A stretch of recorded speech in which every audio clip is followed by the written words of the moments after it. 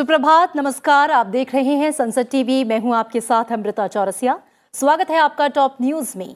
देश दुनिया की तमाम बड़ी खबरें, बिजनेस और खेल जगत के समाचार के साथ आइए करते हैं शुरुआत टॉप न्यूज हेडलाइंस के साथ।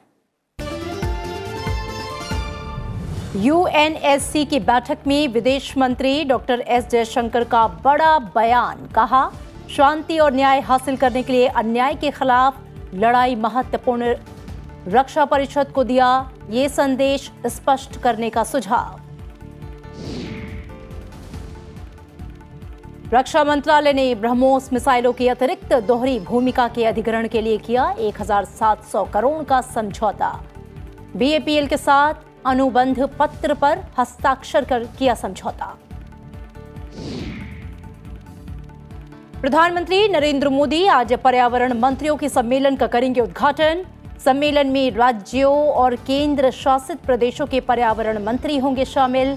वन्य जीव संरक्षण और वन्य क्षेत्र बढ़ाने पर दिया जाएगा जोर। टाटा समूह ने अपनी कंपनियों के एकत्रीकरण को लेकर लिया बड़ा फैसला। ग्रुप की मेटल से जुड़ी सभी कंपनियां टाटा स्टील में होंगी मर्ज। और भारत और ऑस्ट्रेलिया के बीच 3 T20 मैचों की सीरीज का दूसरा मैच आज खेला जाएगा। पहला T20 हारकर भारत सीरीज में 1-0 से पीछे।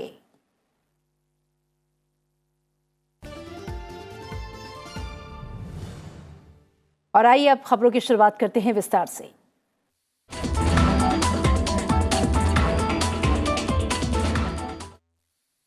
यूएनएससी की बैठक में विदेश मंत्री डॉक्टर एस जयशंकर ने कहा है कि शांति और न्याय हासिल करने के व्यापक प्रयास करने के लिए अन्याय के खिलाफ लड़ाई महत्वपूर्ण है।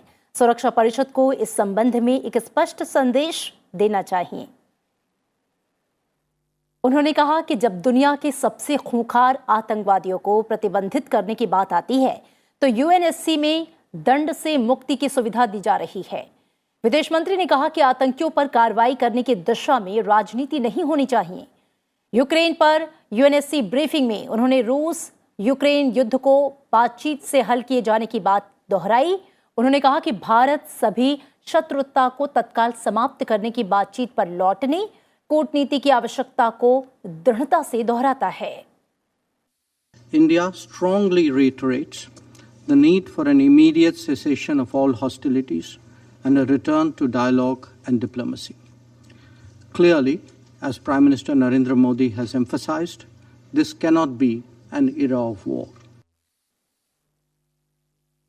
वैश्विक राजनीति में प्रधानमंत्री नरेंद्र मोदी का कद बढ़ रहा है। यूएनएससी की बैठक में कई वैश्विक नेताओं ने प्रधानमंत्री मोदी का जिक्र किया। प्रधानमंत्री ने कहा था कि आज का युग युद्ध का नहीं है। भारतीय प्रधानमंत्री की टिप्पणी का संयुक्त राज्य अमेरिका, फ्रांस और यूनाइटेड किंगडम सहित पश्चिमी दुनिया ने स्वागत किया है। ब्रिटेन के विदेश सचिव जेम्स क्लेवरी ने कहा कि प्रधानमंत्री नरेंद्र मोदी को विश्व मंच पर असरकारी ढंग से अपनी बात रखने के लिए पहचाना जाता है। उनकी आवाज प्रभावी है और रूसी नेतृत्व भी वैश्विक स्तर पर भारत का सम्मान करता है। वहीं मैक्सिको के विदेश मंत्री मार्सेलो लुइस एब्रॉड कैसाबोन ने प्रधानमंत्री मोदी की बात का स्वागत किया और कहा कि अंतर्राष्ट्रीय समुदाय को अब शांति पाने के लिए अपना सर्वश्रेष्ठ प्रयास करना चाहिए। मैक्सिको के विदेश मंत्री ने संयुक्त राष्ट्र को एक समिति गठित करने का प्रस्ताव दिया जिसमें रूस और यूक्रेन के बीच स्थायी शांति में मध्यस्थता करने के लिए भारत के प्रधानमंत्री नरेंद्र मोदी, पोप फ्रांसिस और संयुक्त राष्ट्र महासचिव एंटोनियो गुटेरेस शामिल हैं। प्रधानमंत्री नरेंद्र मोदी आज राज्यों और केंद्र शासित प्रदेशों के पर्यावरण मंत्रियों के सम्मेलन का उद्घाटन करेंगे। गुजरात के एकता नगर में आयोजित 2 दिवसीय सम्मेलन को प्रधानमंत्री वर्चुअल तरीके से संबोधित करेंगे। इस सम्मेलन में वन्य जीव संरक्षण पर विशेष जोर देने के साथ ही वन्य क्षेत्र बढ़ाने पर ध्यान केंद्रित किया जाएगा। 23 से 24 सितंबर तक चलने वाले इस 2 दिवसीय सम्मेलन में 6 सत्र होंगे जिसमें जीवन, जलवायु परिवर्तन की चुनौतियां, पर्यावरण परियोजनाओं के लिए एकल खिड़की निकासी सुविधा से जुड़ी परिवेश योजना, वन प्रबंधन, प्रदूषण नियंत्रण, और रोकथाम, वन्यजीव प्रबंधन, प्लास्टिक और कचरा प्रबंधन जैसे विषयों को शामिल किया गया है। आयोजन का मकसद केंद्र की नीतियों को बेहतर ढंग से लागू करने के लिए राज्यों और केंद्र सरकार के बीच तालमेल बनाना है।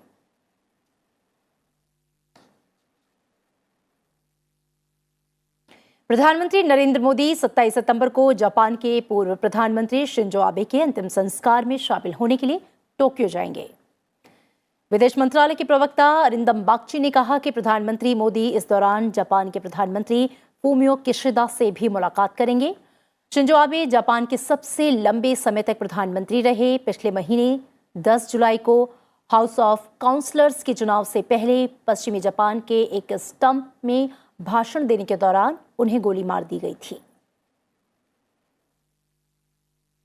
रक्षा मंत्रालय ने सतह से सतह पर मार करने वाली ब्रह्मोस मिसाइलों की दोहरी भूमिका के अधिग्रहण के लिए गुरुवार को 1700 करोड़ रुपए के सौदे पर हस्ताक्षर किए।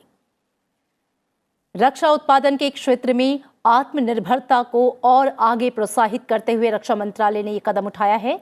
इन दोहरी भूमिका वाली सक्षम मिसाइलों को शामिल करने से भारतीय नौसेना की शक्ति पहले से और ज्यादा बढ़ जाएगी।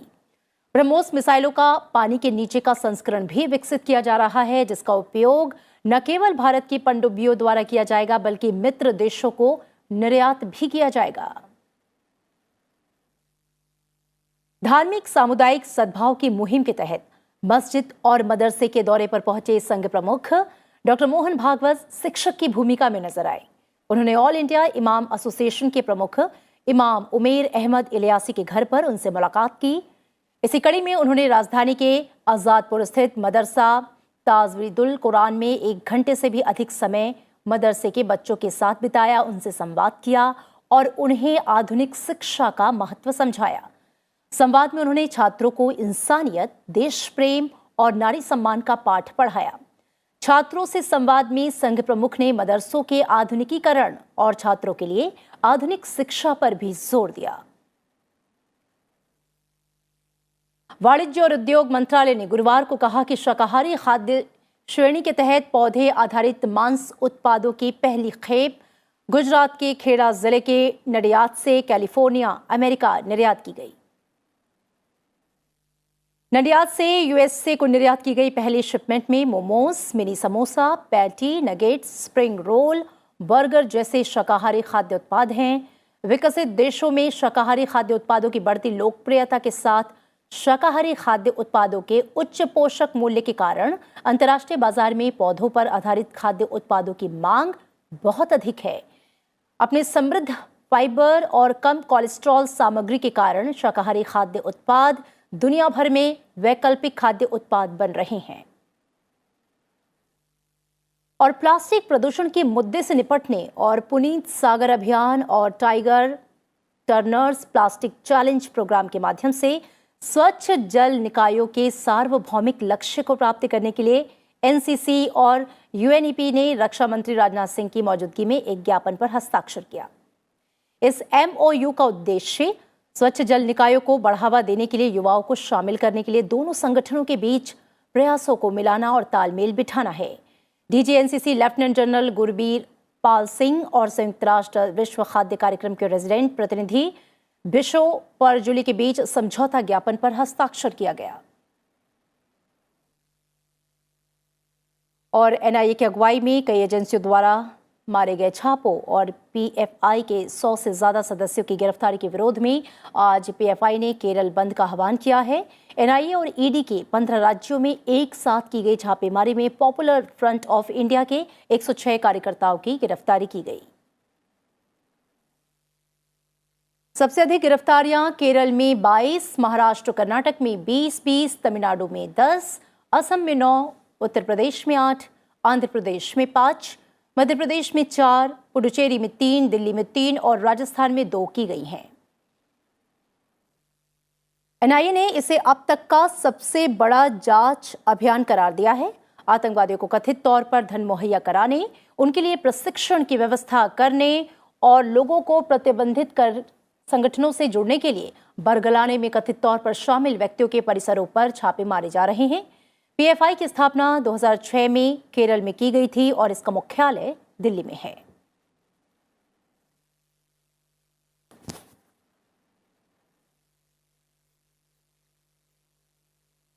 और कांग्रेस के अध्यक्ष पद के चुनाव को लेकर चल रही चर्चा के बीच राहुल गांधी ने यह स्पष्ट किया है कि वो एक व्यक्ति एक पद सिद्धांत के पक्ष में है। केरल से गुजर रही भारत जोड़ो यात्रा के 15वें दिन प्रेस कॉन्फ्रेंस में उन्होंने एक सवाल के जवाब में कहा कि जो उदयपुर में तय किया गया वो कांग्रेस का वादा है, उम्मीद है कि वादा निभाया जाएगा। राहुल गांधी का जवाब राजस्थान के सीएम अशोक गहलोत को एक संदेश माना जा रहा है, क्योंकि उन्होंने दिल्ली में ही कहा था कि कांग्रेस अध्यक्ष के साथ कोई शख्स मुख्यमंत्री या मंत्री रह सकता है। अशोक गहलोत के अगला कांग्रेस अध्यक्ष बनने की पूरी संभावना है। ऐसे में कयास लगाए जा रहे हैं कि क्या वो सीएम का पद छोड़ेंगे। दूसरी ओर कांग्रेस नेता सचिन पायलट की नजर राजस्थान में सीएम की कुर्सी पर है, लेकिन उनके नाम पर मुख्यमंत्री अशोक गहलोत तैयार नहीं है। What we have decided, जो हमने उदयपुर में डिसाइड किया, वो कांग्रेस पार्टी का एक कमिटमेंट है, तो I expect that commitment will be maintained. और इधर बारिश की वजह से भारत के कई राज्य अब भी बुरी तरह से प्रभावित हैं। दिल्ली में लगातार दूसरे दिन हल्की से मध्यम बारिश हुई, जिससे कुछ इलाकों में सड़क पर जल जमाव हो गया और यातायात प्रभावित हुआ। वहीं एनसीआर और उत्तर प्रदेश के बारिश प्रभावित इलाकों के स्कूलों में छुट्टी कर दी गई। मौसम विभाग ने ऑरेंज अलर्ट जारी किया है। कुछ स्थानों पर भारी बारिश को लेकर चेतावनी जारी की गई है। दिल्ली में मानसून की वापसी से ठीक पहले हुई ताजा बारिश से वर्षा में कमी को कुछ हद तक पूरा करने में मदद मिलेगी। वहीं 23-24 सितंबर को दिल्ली एनसीआर में भारी बारिश का अनुमान जताया गया है, जिसके चलते नोएडा, गाजियाबाद सहित अन्य प्रभावित इलाकों में कक्षा 8 तक के स्कूलों को 2 दिन के लिए बंद किया गया है। मौसम विभाग ने अगले 2 से 3 दिनों में दक्षिण पश्चिमी उत्तर प्रदेश, दिल्ली और आसपास के इलाकों और मध्य प्रदेश में मध्यम से तेज वर्षा का अनुमान जताया है। उत्तर पश्चिम मध्य प्रदेश और दक्षिण पश्चिम उत्तर प्रदेश में बने हवा के दबाव की वजह से वर्षा हो सकती है। गुजरात और पंजाब सहित देश के अन्य हिस्सों में कम वर्षा का अनुमान व्यक्त किया गया है। और आइए अब नजर अंतर्राष्ट्रीय सुर्खियों पर।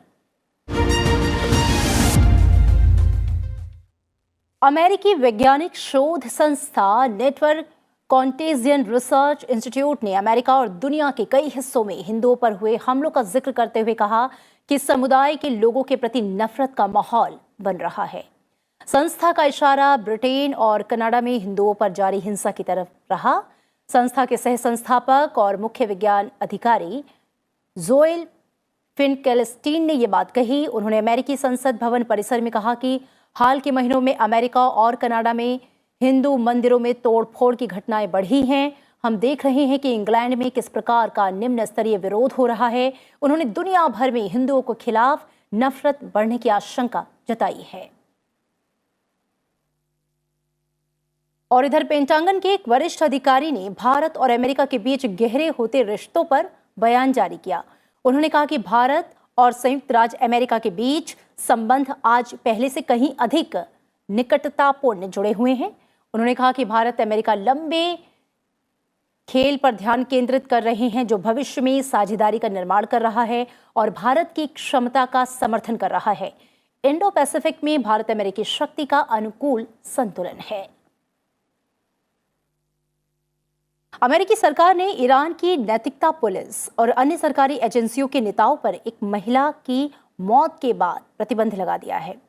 आपको बता दें कि पुलिस ने महिला को उस आरोप में हिरासत में लिया था जिसमें यह कहा गया कि उसने अपनी इस्लामी टोपी पहनकर देश के ड्रेस कोड का उल्लंघन किया। युवती की मौत से हिंसा भड़कने और ईरानी सुरक्षा बलों के साथ झड़पों में कम से कम 9 प्रदर्शनकारी मारे जाने के बाद अमेरिका की तरफ से ये बैन लगाया गया। मेक्सिको में एक बार में एक शख्स ने अचानक ताबड़तोड़ फायरिंग शुरू कर दी। इस हमले में कम से कम 10 लोगों की मौत हो गई। घटना के बाद पूरे इलाके में सनसनी फैल गई। पुलिस ने इलाके को घेर लिया। फिलहाल पुलिस इस मामले की जांच कर रही है। सीरिया में लेबनान से प्रवासियों को ले जा रही एक नाव सीरिया के तट पर पलटने से बड़ा हादसा हो गया। इस हादसे में कम से कम 30 लोगों की मौत हो गई। लेबनान के लोग आर्थिक मंदी से परेशान होकर दूसरे देशों में जाने को मजबूर हैं। और अमेरिका में 737 मैक्स हवाई जहाज की 2 दुर्घटनाओं के बाद नियामकों ने बोइंग पर भारी जुर्माने की घोषणा की है। अमेरिकी प्रतिभूति अधिकारियों ने 2 घातक दुर्घटनाओं के बाद 737 मैक्स हवाई जहाज की सुरक्षा के बारे में विमानन दिग्गज के भ्रामक आश्वासनों पर बोइंग पर $200 मिलियन का जुर्माना लगाया है। रूस नियंत्रित यूक्रेन के पूर्वी और दक्षिणी क्षेत्रों के रूस का अभिन्न हिस्सा बनने के लिए आज से जनमत संग्रह शुरू हो रहा है। दोनेत्स्क, लुहांस्क, खेरसोन और आंशिक रूप से रूस के कब्जे में मौजूद जापोरिजिया क्षेत्र में जनमत संग्रह कराने की घोषणा की गई है। यह घोषणा उनके करीबी सहयोगी रूसी राष्ट्रपति व्लादिमीर पुतिन द्वारा इसकी जरूरत बताए जाने के बाद की गई। रूस के पूर्व राष्ट्रपति दिमित्री मेदवेदेव ने भी कहा कि पूर्वी यूक्रेन क्षेत्रों का रूस में विलय और उनकी सीमा को पुनः परिभाषित करना अटल है और इससे रूस उसकी रक्षा करने के लिए कोई भी कदम उठाने में सक्षम होगा। WHO के महानिदेशक डॉक्टर टेड्रोस एधानोम घेब्रेयेसस ने कोविड केस को लेकर प्रतिक्रिया दी है। WHO चीफ के मुताबिक हम पहले से कहीं बेहतर स्थिति में हैं। महामारी की वजह से होने वाली साप्ताहिक मौतों की संख्या में गिरावट जारी है और अब ये जनवरी 2021 के अपने चरम के मुकाबले में केवल 10% रह गई। दुनिया की 2/3 आबादी का टीकाकरण किया जा चुका है, जिसमें 3/4 स्वास्थ्य कार्यकर्ता और वृद्ध लोग शामिल हैं।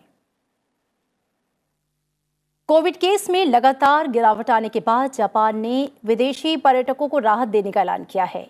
जापान ने घोषणा की है कि वो 2.5 साल बाद सीमाओं को फिर से खोलकर विदेशी पर्यटकों पर आने पर लगा प्रतिबंध हटाएगा।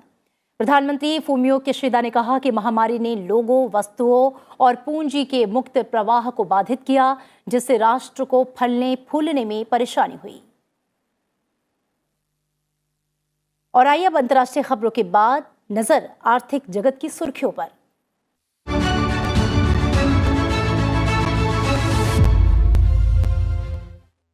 टाटा समूह ने अपनी कंपनियों के एकत्रीकरण को लेकर एक बड़ा फैसला किया है। इसके अंतर्गत टाटा समूह की मेटल से जुड़ी सभी कंपनियों का टाटा स्टील में विलय किया जाएगा। इसका मतलब कि समूह की मेटल से जुड़े सभी कारोबार की एक कंपनी टाटा स्टील हो जाएगी। टाटा स्टील ने स्टॉक एक्सचेंज को बताया कि गुरुवार को कंपनी के बोर्ड ऑफ डायरेक्टर्स की बैठक में समूह की 7 मेटल कंपनियों का टाटा स्टील में विलय करने के प्रस्ताव को मंजूरी दे दी गई। भारतीय रिजर्व बैंक ने महाराष्ट्र के सोलापुर में स्थित लक्ष्मी कोऑपरेटिव बैंक का लाइसेंस रद्द कर दिया है। साथ ही बैंक को यह निर्देश दिया है कि वो अपने सभी खाता धारकों की 5 लाख रुपए तक की जमा राशि वापस करे।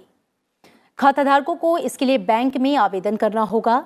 रिजर्व बैंक ने कहा कि इस कोऑपरेटिव बैंक के पास पर्याप्त पूंजी नहीं है और ये अपने मौजूदा जमाकर्ताओं की पूरी राशि चुकाने की स्थिति में नहीं है। रिजर्व बैंक ने कहा कि शुक्रवार को कारोबार बंद होने के बाद बैंक बैंकिंग परिचालन नहीं कर पाएगा। Mahindra and Mahindra financial services limited पर आरबीआई ने बड़ा एक्शन लिया है। आरबीआई ने कंपनी को थर्ड पार्टी एजेंटों के जरिए ऋण वसूली या संपत्ति वापस कब्जे में लेने पर रोक लगा दी है। भारतीय रिजर्व बैंक का ये आदेश तत्काल प्रभाव से लागू है और अगले आदेश तक जारी रहेगा। ये फैसला झारखंड के हजारीबाग जिले में एक गर्भवती महिला की मौत के बाद आया। इस महिला को पिछले हफ्ते वसूली एजेंटों ने ट्रैक्टर के पहियों के नीचे कुचलकर मौत के घाट उतार दिया था। और आइए अब बात कर लेते हैं खेल जगत की सुर्खियों की।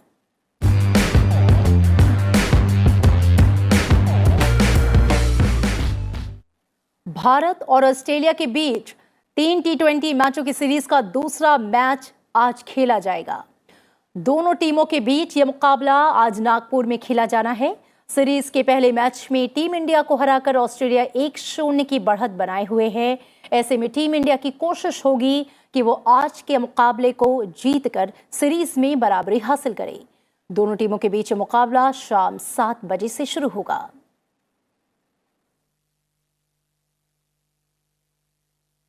और इन तमाम खबरों के साथ बुलेटिन में फिलहाल इतना ही। आपको छोड़ जाते हैं आज के दिन से जुड़े इतिहास के साथ। आप देखते रहिए संसद टीवी, रखिए अपना ख्याल। नमस्कार।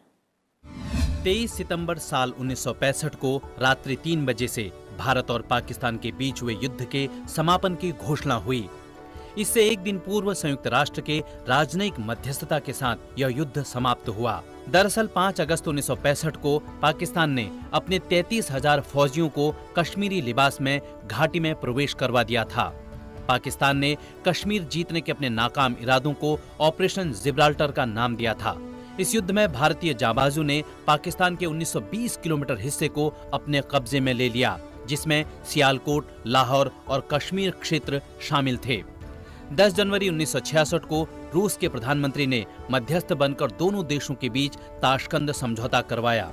इस समझौते पर भारत की ओर से प्रधानमंत्री लाल बहादुर शास्त्री और पाकिस्तान की ओर से राष्ट्रपति अयूब खान ने हस्ताक्षर किए। इसके साथ ही भारत ने बड़े और उदार दिल का परिचय देते हुए पाकिस्तान के जीते हुए सारे इलाके उसे वापस कर दिए।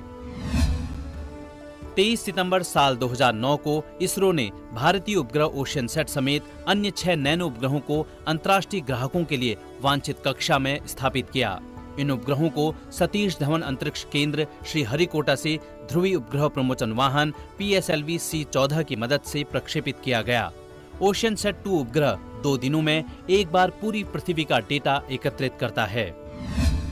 23 सितंबर साल 2018 को प्रधानमंत्री नरेंद्र मोदी ने झारखंड के रांची में आयुष्मान भारत प्रधानमंत्री जन आरोग्य योजना की शुरुआत की। इस योजना के तहत आम आदमी को सुलभ और सस्ती स्वास्थ्य सेवा प्रदान करने की दिशा में एक बड़ा कदम उठाया गया। यह 50 करोड़ से अधिक लाभार्थियों को लक्षित दुनिया का सबसे बड़ा सरकारी वित्त पोषित स्वास्थ्य सेवा कार्यक्रम है। प्रत्येक नागरिक को उचित स्वास्थ्य देखभाल मिले, इसके लिए हर परिवार को प्रतिवर्ष 5 लाख रुपए के स्वास्थ्य बीमा कवच से जोड़ना सरकार का मुख्य लक्ष्य है।